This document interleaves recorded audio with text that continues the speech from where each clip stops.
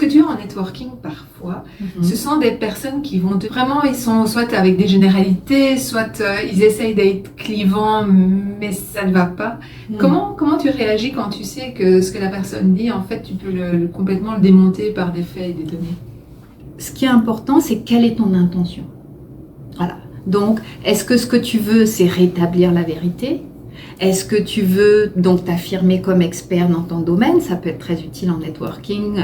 S'il y a 3-4 personnes, de te dire, bon, en fait, lui, tu vas le décrédibiliser instantanément. Voilà, ce que tu veux pas non plus. Donc, ça peut être ton objectif. Hein. Si vous êtes plein de concurrents dans la salle. Bon. Oui. Tout dépend de l'importance de la conversation. Là où j'aurais plutôt tendance à intervenir, c'est en conférence, quand on pose une question ou quand j'ai vu des choses qui ont été diffusées, je me dis, ben là, non, je suis pas 100% à l'aise avec ça.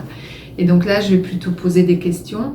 Et avant d'affirmer, je ne sais pas ce que tu conseilles, mais là, je demande d'abord pourquoi il dit ça, ou il ou elle. Mais je n'en fais pas tout un débat non plus. Je crois qu'il ne faut pas, surtout en événement, l'idée c'est de connecter, mais pas de vouloir la vérité à tout prix. Je vois bien les deux options qui s'offrent à toi.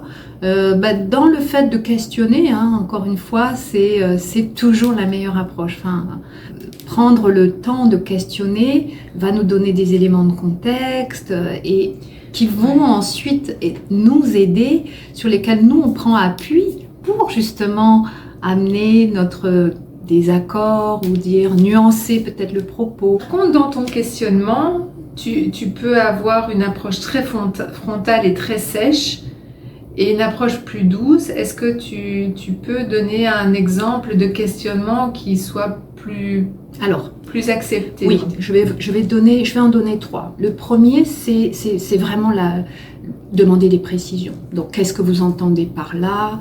Voilà, restez vraiment en anglais, tell me more. Voilà.